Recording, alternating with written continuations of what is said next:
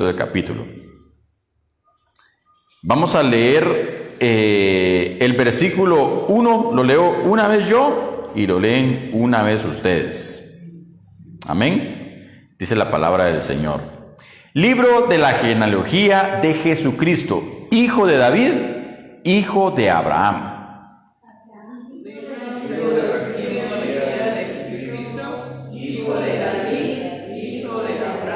Amén.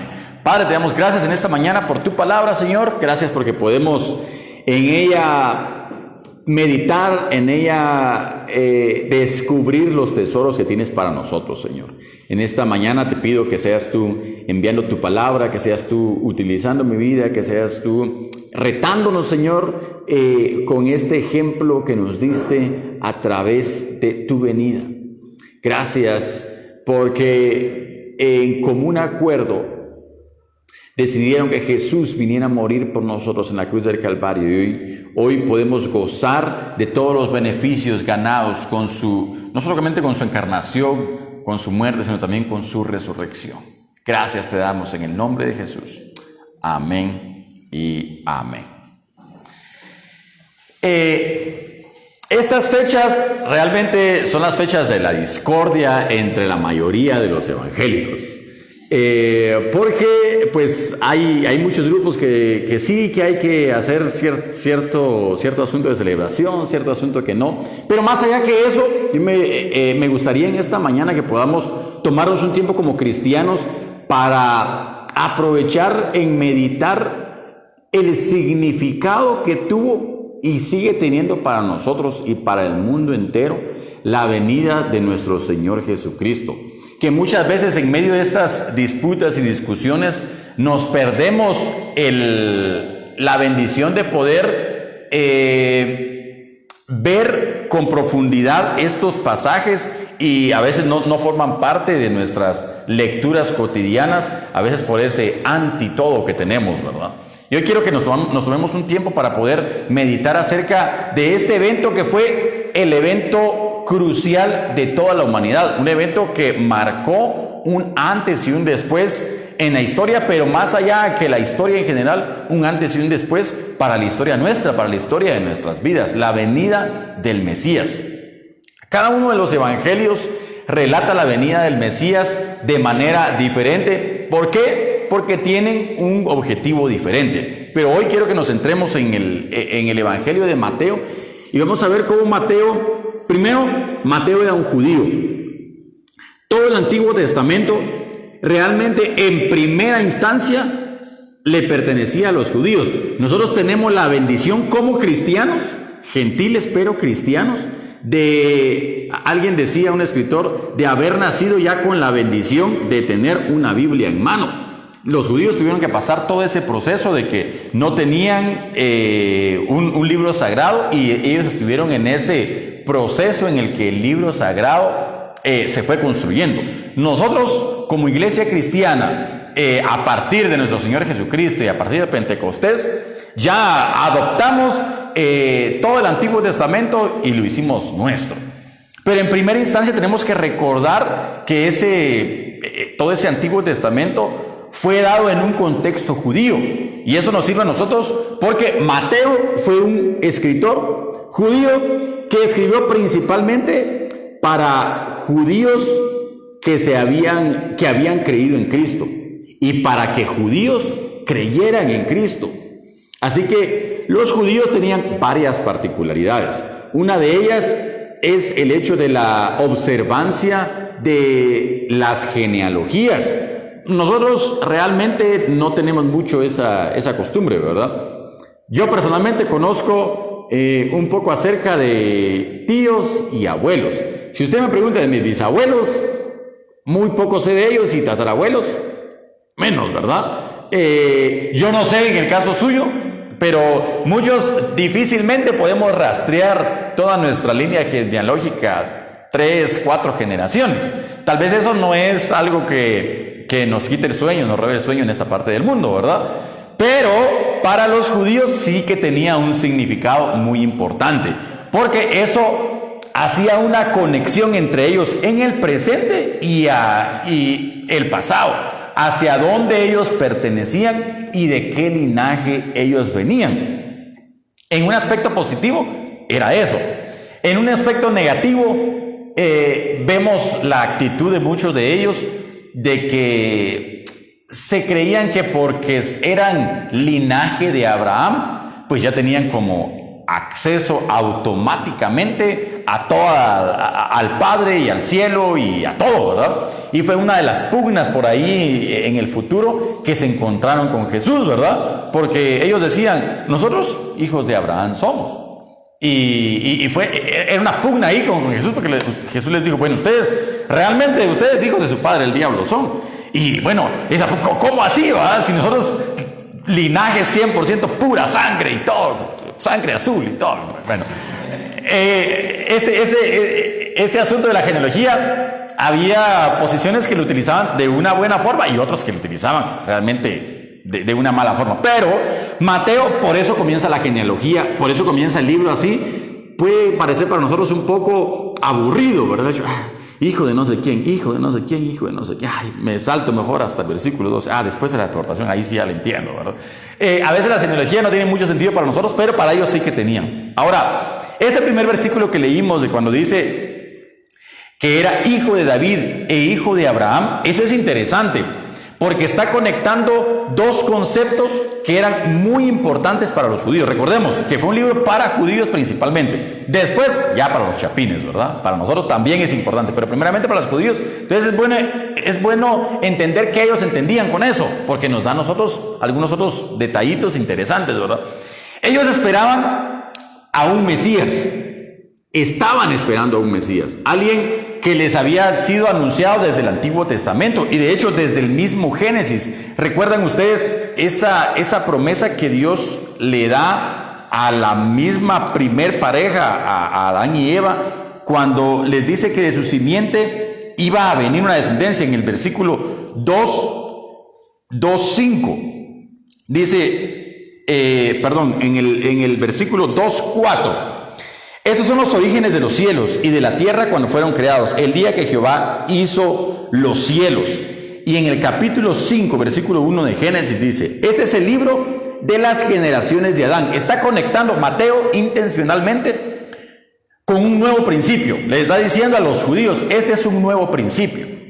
Todos los judíos que lo leían conocían que al principio todos se conectaban con Adán. Cuando dice el libro de las generaciones de Adán, el día que Dios creó, y comienza también todo el relato de la creación y todo, estaba el asunto del origen. Pero Mateo aquí le está diciendo, aquí hay un nuevo origen.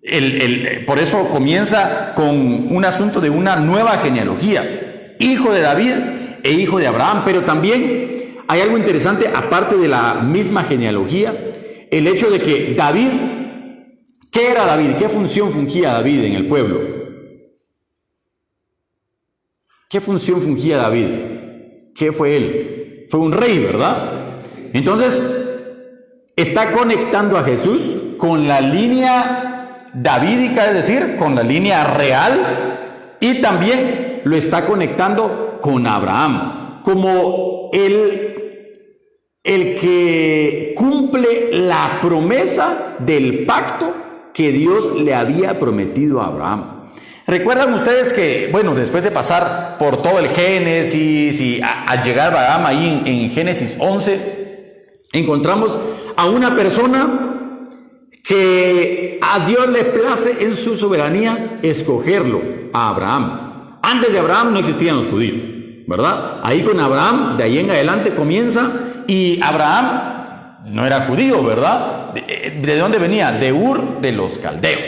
Dios lo llama y le dice, mira, sale tu tierra, sale tu parentela, yo te voy a mostrar el camino que debes andar, etcétera, etcétera. Y Abraham, por la fe, dejó su tierra, su parentela y se aventura a esa nueva historia que significó algo muy interesante. Pero a Abraham Dios le da una promesa. ¿Recuerden ustedes esa promesa?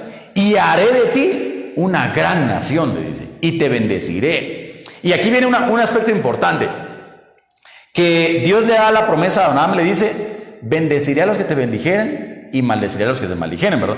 Entre paréntesis, no es nuestro principal punto de este día, pero entre paréntesis quisiera mencionar, muchos toman ese versículo como un asunto literal de que quien literalmente bendiga a lo que hoy se conoce como la nación de Israel, quien los bendiga va a ser bendito y quien los maldiga va a ser maldito. Ahora, eso es una perspectiva sionista o una perspectiva de tener a la nación de Israel actual como aquí arriba y tener a la iglesia como un segundo plano. Pero vean la interpretación que Dios le da al apóstol Pablo en el Nuevo Testamento. Quiero que vayamos a Gálatas capítulo 3, versículo 16. Esto es solo un paréntesis, oye, ya vamos a regresar allá a Mateo.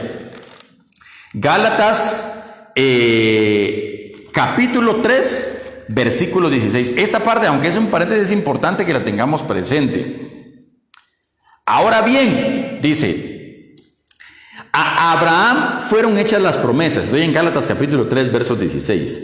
A Abraham fueron hechas las promesas y a su simiente. ¿Cuáles promesas le fueron hechas?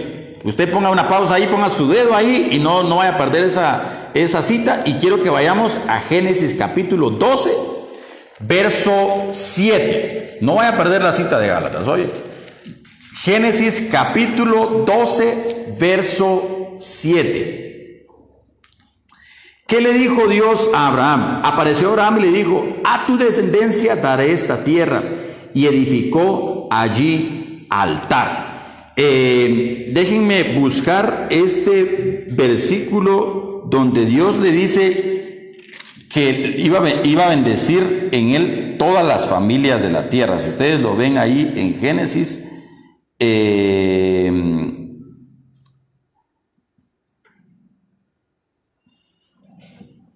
Génesis capítulo, de hecho, el 12:3 dice, bendeciré a los que te bendijeren y a los que te maldijeren maldeciré y serán benditas en ti todas las familias de la tierra. Esa parte de que serán benditas en ti todas las familias de la tierra es importante. Tenemos que preguntarnos, ¿de qué manera? ¿De qué manera fueron benditas todas las familias de la tierra? Hubo una manera, y aquí nos lo responde el escritor de Gálatas. Ahora sí, regresemos a Gálatas capítulo 3, verso 16.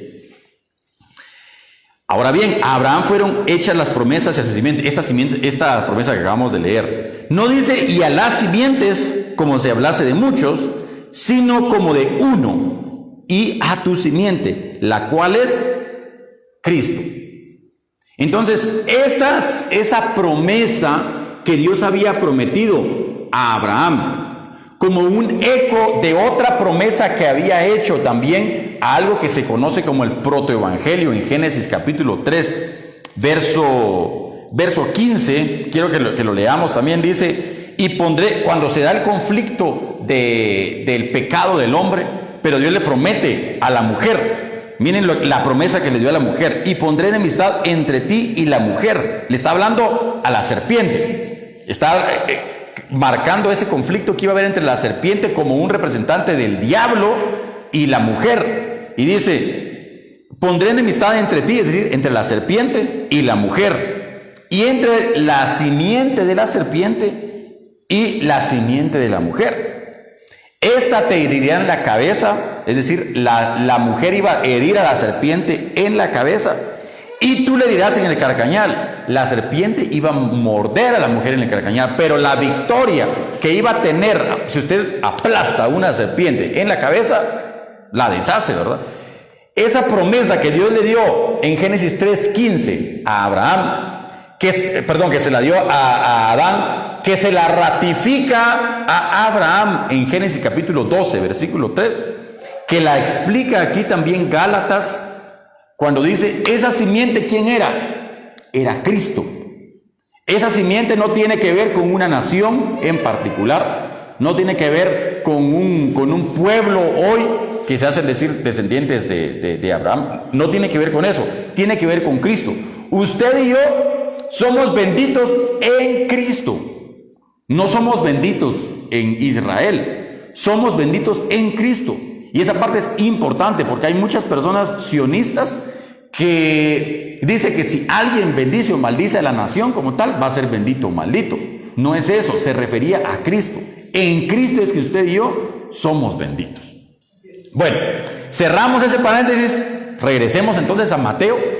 Mateo nos está platicando este asunto de significado que tiene la venida del Mesías. Entonces, pasando por ese recorrido que hemos hecho por Génesis y la promesa que les dieron, todo el pueblo judío estaba esperando a un Salvador. Estaban esperando a un Mesías. Y entonces cuando él conecta que es hijo de David, que es hijo de Abraham, hace toda un bloque de genealogías que la divide él en 3 grupos de 14 genealogías. Y va diciendo como varios detalles ahí de las genealogías, pero unos aspectos que me gustaría remarcar es que estas genealogías tienen un objetivo interesante de marcar todo con el asunto del pueblo judío. Intencionalmente Mateo dejó a varias personas fuera e intencionalmente Mateo también incluyó a personas que usted no se iba a imaginar que estuvieran ahí. Primero, el hecho que tuviera 14 genealogías era porque en el pueblo de Israel, fíjense ustedes que las letras del abecedario, del alefato le llaman los hebreos, cada una de las letras tiene un significado en un número. Y cuando usted toma el nombre de David y suma las 3 letras, son 3 letras las que componen el nombre de David, esas 3 letras suman un total de 14, es 4 más 6 más 4, suman un total de 14. Entonces él está haciendo como alusión al hecho de que verdaderamente es linaje de David, que no hay pierde, que Jesús sí o sí es linaje de David. ¿Por qué Mateo hace eso? Que para nosotros puede parecer como un poco innecesario, va a mencionar tanta cosa, pero para ellos es bien importante por los asuntos que ya mencionamos de las genealogías, pero también porque en ese tiempo se estaban levantando muchos mesías, muchas personas que decían: yo soy el Mesías, yo soy el Mesías, yo soy el Mesías. Pero para los judíos, para ellos creer que era el Mesías, tenían que demostrarlo. ¿Ok? Demuéstranos que tú eres el Mesías.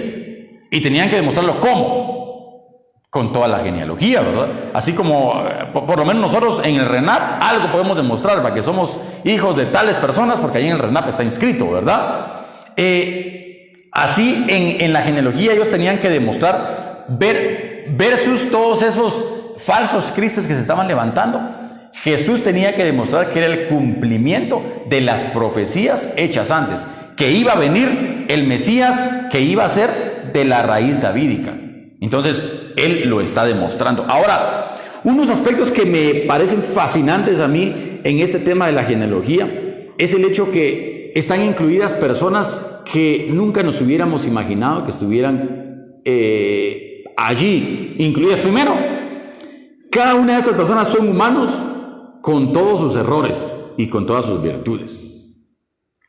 La Biblia, algo interesante que nos deja ver es de que tuvieron sus aciertos y sus desaciertos. ¿Qué podemos decir de Abraham? Un gran hombre de fe y todo, pero que en algún momento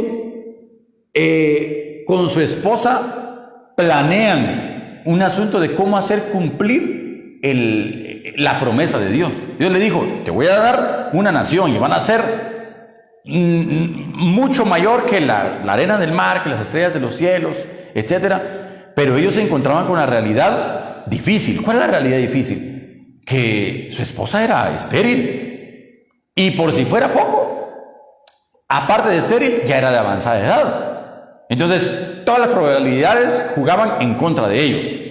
Así que, pues, idean ellos un plan. Bueno, vamos tal vez con mi sierva, ¿verdad? Que tal vez a través de la sierva Dios me quiere bendecir. Ellos querían de alguna forma hacer cumplir la promesa que Dios les había dado, pero no. Dios les hace ver de que Dios no necesita de la intervención humana para hacer cumplir su voluntad perfecta. Cuando Él quiere cumplir algo en su vida, hermano, hermana, aunque todas las probabilidades jueguen en su contra, no importa, Dios va a hacer cumplir esa palabra. Ahora, el cómo lo va a hacer, eso sí se lo digo. Yo no sé cómo Dios lo va a hacer. ¿Por qué? Porque Dios es creativo. Usted vaya a ver y va a ver que no hay dos veces que Dios actúe igual. Incluso en las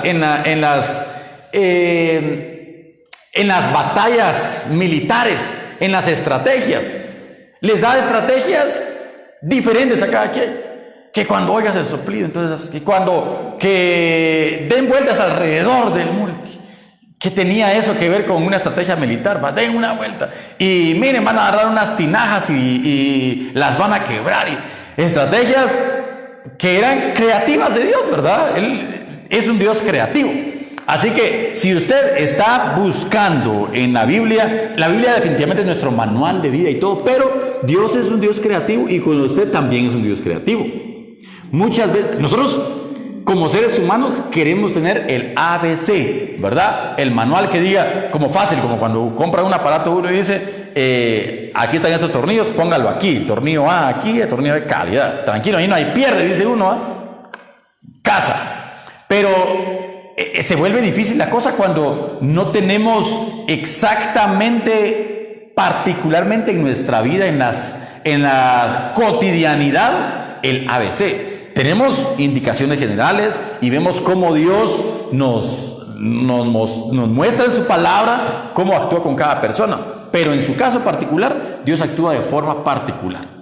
Por supuesto, sin contradecir su palabra, Dios va a actuar de forma particular. Entonces, eso es bien interesante porque nosotros podemos tener confianza que Dios está actuando en nuestra vida, aún en momentos cuando nosotros no lo podemos ver actuar. Que Dios se hace real en las vidas de las personas tal cual ellos eran. Vemos a un David, por ejemplo, que recordamos cosas muy buenas de él, pero también recordamos cosas malas de él, ¿verdad? Su pecado con Betsabé. Y miren, se va a sorprender usted que en la genealogía aparece allí Salomón. Vea usted el versículo 5. Salomón, de la que fue mujer de Urías. Es decir, Salomón era hijo de Betsabé. Vemos en la misma genealogía un aspecto de gracia. Dios actúa en medio de vidas rotas, en medio de situaciones rotas, en medio de situaciones difíciles. Dios no está esperando que su familia sea perfecta. No está esperando que su vida sea perfecta para poder actuar, para poder tomarlo en cuenta, para poder hacer algo con usted. No. Dios está reconociendo que estas realidades están allí. Vean el versículo 5. Salomón engendró a Rahab. Este es otro Salomón. Salomón engendró a Rahab, de Rahab a Booz. Booz engendró a Ruth. Miren, Rahab. Ustedes se acuerdan de Rahab, ¿verdad? Ni siquiera era una persona judía, pero fue una persona que tuvo fe. Era una persona que ningún judío hubiera tenido en cuenta para la genealogía del Mesías. Primero, ni hubieran querido nombrar a mujeres aquí, porque era una cultura súper machista. Y segundo, personas que no eran judías y encima de eso, de dudosa procedencia, nunca los hubieran nombrado ellos. Pero Dios está mostrando su gracia. Está mostrando que lo que le importa a Dios es la fe. La fe es lo importante. Dios no anda preguntando sus credenciales. No anda preguntando, vamos a ver, ¿qué apellido tiene? Es descendencia maya, cachiquel, garífuna, es de sangre española. Eso no le tiene sin cuidado a Dios. No es lo que le importa. Vamos a ver cómo es su familia. Es una familia bien integrada, más o menos. Eso no es algo que le interesa a Dios. Ni de dónde venimos, ni el apellido que tengamos, ni el color de ojos que tengamos. Absolutamente nada. Lo que le interesa a Dios es la fe que usted y yo podamos tener. Eso sí es importante. Fue lo característico y por eso esta genealogía es súper interesante porque muestra gracia. Muestra que Dios pudo tomar en cuenta personas como a Ruth, por ejemplo, una moabita. Pudo tomar en cuenta a Rahab, una persona que tampoco era judía. Pudo tomar en cuenta a la descendencia de Betsabé. Entonces Dios está mostrando ahí su gracia, y Dios muestra su gracia para con nosotros, que Dios actúa en medio de personas rotas, en medio de personas que tienen contextos difíciles. Las genealogías, aparte de eso, nos muestran diferentes etapas de la vida del pueblo de Israel. Pasan, de hecho el versículo 17 dice, de manera que todas las generaciones desde Abraham hasta David son 14. De David hasta la deportación de Babilonia 14, y de la deportación de Babilonia 14. Desde Abraham hasta David, de David al exilio y del exilio a Cristo. En todas las temporadas de la vida, Dios tenía personas. Dios utilizó personas en todas las temporadas. Ahora, eso nos dice también algo a nosotros. En esta temporada de vida, también Dios tiene personas. Lo tiene usted, me tiene a mí, que Él espera que nosotros seamos sus representantes en este tiempo, en este momento histórico que estamos viviendo. Dios quiere que seamos sus representantes.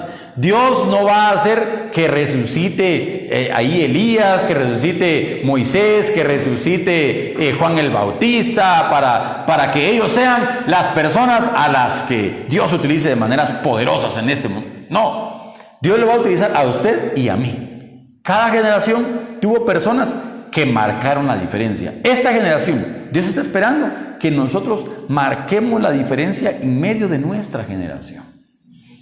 Bueno, aparte de las genealogías, vemos ya en el versículo 18 el nacimiento como tal de Jesucristo. Y dice, el nacimiento de Jesucristo fue así: estando desposada María su madre con José, antes que se juntase, se halló que había concebido del Espíritu Santo. Eso también, por aquí voy a abrir otro paréntesis interesante, el asunto del desposorio judío, que para ellos era un tema, que lo hemos tocado en otros temas cuando hemos abarcado el tema del matrimonio. Era tan importante el asunto del desposorio, de que era como el compromiso, digamos, que nosotros tenemos hoy en día, de que para ellos era considerado ya indisoluble, ya no podían romper ese compromiso que, es que mejor ya no tengo ganas de casarme con esta persona, ya no me caso. No, tenían que llevar a cabo, a menos que pasara algo muy particular. Pero aquí ya era considerada, miren, desposada María, su madre, con José, antes que se juntasen, se halló que había concebido el Espíritu Santo. O sea que María sí era virgen. Ahí en el contexto de Lucas nos cuenta cómo Dios la seleccionó, cómo le habló el ángel, etcétera. Y también nos muestra la piedad de José. Si imaginamos el contexto real, usted tráigalo para nuestra temporalidad de hoy en día. Y de pronto hay una pareja comprometida y la mujer resulta que está embarazada. ¿Cómo así va? Entonces, pues algo pasó. No puede ser que de la nada esté embarazada. Obviamente para los judíos de ese momento era muy difícil creer eso. ¿Cómo es posible que ella está embarazada y no tuvieron relaciones sexuales José y ella? Es imposible que haya estado embarazada. Así que para María significaba un oprobio eso. ¿Qué podían estar diciendo de ella? Sí, María y José no pudieron esperar, etcétera. Pero José dice que era justo y no quería difamarla. Quiso dejarle secretamente. Pero ahí vemos la intervención divina de cómo un ángel se le aparece y le explica que es engendrado por el Espíritu Santo lo que está. Y José, cambió de decisión en ese momento. En ese contexto de esa familia judía, familia con muchos estigmas, una familia de clase baja, porque José era un carpintero. Era una situación difícil las que ellos estaban pasando en ese momento. En ese contexto nace Jesús. Es interesante porque fíjense que Jesús sí tuvo la opción de elegir dónde nacer. Si a usted y a mí nos preguntaran o nos hubieran preguntado dónde haber nacido, yo no sé si usted hubiera elegido la familia donde nació o no. Ni me lo responda, ¿verdad? Ni me lo responda. Pero a saber si nosotros hubiéramos elegido. Ahora, es interesante que Jesús sí eligió nacer ahí, fíjense ustedes. Él tuvo la opción.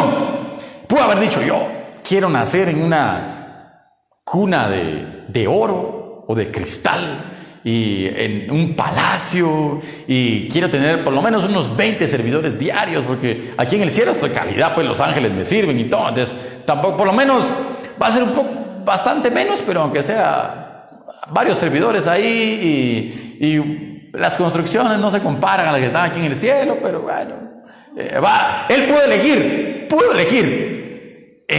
ahí en el palacio, ¿cuál es el imperio más grande ahorita? El imperio romano, ahí quiero nacer.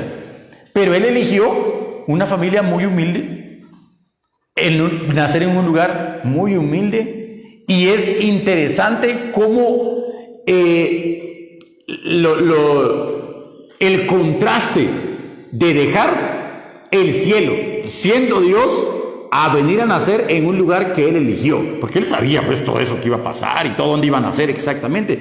Lucas nos muestra el contexto que usted lo conoce. Dice que nació en un pesebre. En el capítulo 2, verso 6, dio a luz a su primogénito, hablando de María, y lo envolvió en pañales y lo acostó en un pesebre porque no había lugar para ellos en el mesón. En un establo, en un lugar de caballos y vacas y cabras y ovejas, ahí nació Jesús. En las condiciones, hoy yo creo que ninguna mujer se atrevería a ir a dar a luz en unas condiciones así, ¿va? No, chicas, es una infección y ahí se va a morir ella y se va a morir también el hijo, ¿verdad? Ahora, para María no hubo elección, no había lugar para ellos ahí en el mesón, tenían que cumplir con su responsabilidad ciudadana. Y fuera a cumplir con su responsabilidad ciudadana, en el camino nace Jesús, ¿verdad? Pero ese contraste es bien interesante de cómo Jesús, siendo Dios, deja absolutamente todo para venir a nacer en un lugar muy humilde, encarnarse y ser parte de ellos. Porque ya estando con José y con María, Jesús no se puso los moños y Jesús, que ustedes que ni pisto tienen, ¿para qué nació aquí? Ni siquiera tienen, no. Jesús sabía dónde estaba y era parte del día a día de esa familia. Ahora nosotros estamos en un contexto en el que nosotros no elegimos, pero Dios en su gracia y misericordia primero permitió que naciéramos y que estemos en ese contexto. ¿De qué manera nosotros estamos siendo parte de ese contexto e influenciando para bien a esa realidad? Pero mucho más allá que eso, el ejemplo de Jesús, y es el punto central donde quiero enfocarme en esta mañana, es cómo Jesús supo encarnarse en medio de nuestras realidades y ser uno de nosotros. Jesús no estaba día a día refunfuneando y diciendo que sí, que para qué vine a este mundo, estos humanos malagradecidos, y no. Era uno de nosotros. Ahora, en este contexto, nosotros como cristianos tenemos que recordar que estamos llamados a asumir la misma posición, el mismo ejemplo de Jesús. Cuando el escritor dice, haya pues en ustedes el mismo sentir que hubo en Cristo Jesús, el cual, siendo igual a Dios, no tuvo el ser igual a Dios como cosa a que aferrarse.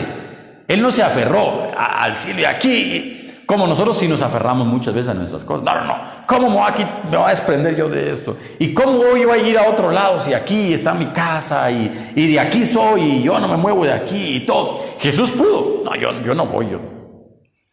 Pero él decidió el no aferrarse, el ser igual a Dios, el no aferrarse. nos recuerda a nosotros el asunto de que no tenemos que aferrarnos a las cosas, a las posiciones, a los lugares. Muchas veces nosotros nos aferramos. Hay ciertos lugares donde Dios nos pone. Hay ciertas bendiciones que Dios nos da en una temporada de vida, pero nosotros por naturaleza nos aferramos a ellas. Yo no dejo este departamento porque aquí nací, aquí me voy a morir. O yo no dejo este trabajo porque ese trabajo Dios me lo dio. Y es posible que sí, Dios se lo dio y todo, pero probablemente Dios ya no lo quiere ahí, lo quiere mover a otro lugar que Él tiene mejor para usted y todo. No, pero es que, bueno, Jesús no tuvo esa actitud de aferrarse y no, Él se despojó de sí mismo, se despojó. Esa actitud es una es un reto que nosotros tenemos como cristianos y es un ejemplo de cómo tenemos que vivir nuestra vida cristiana continuamente. El no aferrarnos a la realidad. Los judíos en ese momento de Jesús estaban aferrando ¿a qué? A un pasado glorioso que ellos querían que se restaurara la majestad de la nación judía en ese momento.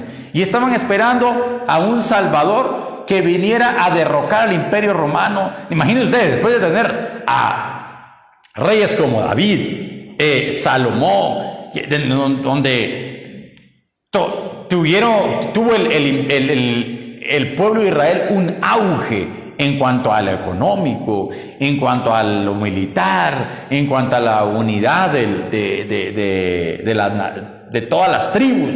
Ellos estaban aferrados a eso y querían que Dios los volviera a eso y que restaurara esa majestad que ellos interpretaban así de la nación judía. Y qué contrastante fue con la realidad de Jesús. Porque con esa mentalidad que ellos tenían de un líder que los iba a liberar y que iba a restaurar la nación de Israel en sentido político, militar y económico, ven a un Jesús que no viene a cumplir esas expectativas. Primero, es pobre. Segundo, no tiene entrenamiento militar. ¿Qué podían estar esperando ellos? No casaba en la imaginación de ellos. No, no puede ser el Mesías. Por eso Mateo se dedica a demostrar, no, Él es, pero no es así como me lo imaginé, ¿verdad? Ahora, nuestras vidas, hermanos, muchas veces no son como las imaginamos. No es como la imaginamos. Tal vez nos pintaron un asunto de que tiene que ser de cierta manera, o por interpretaciones a veces que la gente saca de la Biblia y dice, no, es que usted es pura princesa de Dios y puro hijo del rey, y entonces usted tiene que vivir de la mejor manera y tiene que tener la mejor ropa y tiene que tener lo mejor y tiene que ganar no menos de cierta cantidad y entonces ahí está. Pero realmente eso no es un asunto que Dios le dijo, es un asunto que el mismo sistema le está imponiendo a usted que tiene que ser así. Y entonces en ese asunto hay una frustración de parte de muchos cristianos porque sienten que su vida no tiene sentido. Jesús no estaba frustrado por la vida que le tocó. Nacer en un pesebre. Imagínense si él estuviera hablando de su pasado. Sí, es que qué desgracia, yo tengo un trauma ahí desde que nací. Yo nací ya con problemas porque nací en un pesebre y por eso soy así como soy y resentido y todo. No, Jesús no tenía ese problema. No queremos minimizar tampoco el hecho de que, por supuesto, las realidades que uno vive lo marcan a uno. Claro que sí. Pero Jesús supo sobreponerse a todas esas realidades y supo vivir la vida con los ojos puestos en lo que tenía que venir a hacer. Yo vine a este mundo para cumplir mi misión y esa misión es lo que tengo que hacer. Y a eso se dedicó. Nosotros, nuestra vida, cuando no luzca, como debería de lucir según nuestra imaginación, no nos frustremos. Sepamos que Dios está ahí con nosotros. Así como Jesús estuvo con José y María. Tal vez José y María no tenían el escenario ideal, no tenían usted y yo no hubiéramos elegido, les aseguro que si nos preguntan, no hubiéramos elegido esa forma de nacer para Jesús. No lo hubiéramos elegido. Aunque sea la cama más sencilla que tengamos, la arreglamos de forma más bonita y todo, y que le cambiamos las sábanas y todo, y que nazca ahí, por lo menos ahí, lo mejor que nosotros tengamos, ¿verdad? No hubiéramos elegido ese contexto para Jesús. Pero Jesús no se frustró con eso. Ahora nosotros no nos frustremos con las realidades. Siempre busquemos nuestro mejoramiento, siempre busquemos, pero no nos frustremos, ni nos aferremos a un asunto de que es que como así era antes, así tiene que ser ahora. No necesariamente. Lo que sí tenemos que tener presente es de que Jesús está con nosotros. Eso fue un significado importante para el pueblo de Israel, que escucharon esa noticia en ese momento, y tiene que seguir siendo significante para nosotros. Que Jesús significa Emmanuel, Dios con nosotros. De que Dios está con usted en cada situación, en cada problema que usted atraviese, Dios está ahí con usted. A pesar de que el problema esté difícil, a pesar de que la situación familiar no es la que usted hubiera elegido, a pesar de que la situación económica no es la que usted hubiera elegido, a pesar que los problemas no son los que usted hubiera elegido, aún así tenemos que recordar que en medio de nuestras realidades, Jesús nos recuerda que Él está con nosotros. Y eso es lo que trae significado para nosotros. Eso es lo que trajo significado para el mundo en ese momento, y sigue trayendo significado para todo el mundo hoy en día también. Que Dios está con nosotros. Y si usted está sufriendo, Dios está sufriendo ahí con usted. Y si usted está alegre, Dios está alegrándose ahí con usted. Que Dios lo acompaña en todas las circunstancias de la vida. Pero también nos tiene que recordar la encarnación de Jesús, el hecho de nosotros mismos encarnarnos con las personas que están en una situación más difícil. Porque si vemos el salto que Jesús dio de estar en su gloria a estar en una situación de nacer en un pesebre, eso tiene una gran enseñanza. El despojarse y hacerse como uno de nosotros, vivir como uno de nosotros, tiene una gran enseñanza y un reto para nosotros. ¿De qué manera nosotros nos estamos despojando de nuestra gloria, de aquello que tenemos, de las posesiones, para poder compartir con las personas que son menos, que tienen menos recursos económicos que nosotros? Los pobres, a los pobres es anunciado el evangelio del reino. ¿De qué manera nosotros particularmente estamos identificándonos con aquellos que no tienen un lugar en el mesón? Hoy en día las fiestas giran en función a mucho del marketing y comprar y estrenar y comer en familia. No está bueno, no está mal comprar. Las personas que quieren comprar, no está mal comprar, no está mal compartir en familia. Pero tenemos un reto nosotros como cristianos, y que tiene que ser no solamente para una temporada de vida, tiene que ser para toda temporada de vida, el hecho de cómo nosotros nos estamos identificando con los necesitados. La iglesia misma tiene un llamado a identificarse con los necesitados.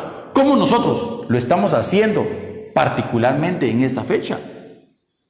¿Cuántos indigentes en esta fecha?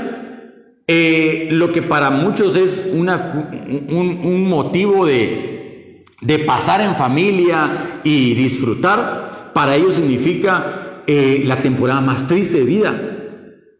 Personas que pasan solos y caen incluso en depresión porque no tienen con quién compartir. Bueno, nosotros estamos llamados a compartir la mesa con aquellos que no tienen mesa.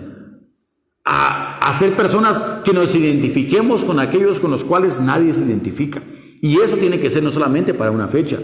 Tal vez ahorita en esta fecha abunda la generosidad de algunas personas, pero tiene que ser un estilo de vida para nosotros como cristianos, y un reto. ¿De qué manera continuamente nosotros nos estamos despojando de nosotros mismos? ¿De qué manera nosotros continuamente nos estamos identificando? Usted y yo estamos llamados a identificarnos como Jesús se identificó con aquellos a los cuales venía a hacer la misión. Venía a hacer la misión en un contexto judío, se hizo judío. Uno más de esa realidad. Probablemente alguno de nosotros, Dios lo llame a un campo misionero en donde usted tiene que dejar su tierra, como Dios retó a Abraham, su parentela, quiere dejar sus costumbres, su idioma, absolutamente todo, para hacerse como uno del lugar, para encarnarse como Jesús se encarnó, en ese contexto, en esa realidad, en esa cultura. Jesús no andaba a alegar que, es que ustedes judíos, ¿por qué hacen esto? Y a mí no me gusta, y yo quiero que mejor que coman tortilla y frijol y huevo, y ustedes no comen tortilla, frijol y huevo. No, Él se encarnó en esa realidad. Nosotros tenemos un reto de encarnarnos.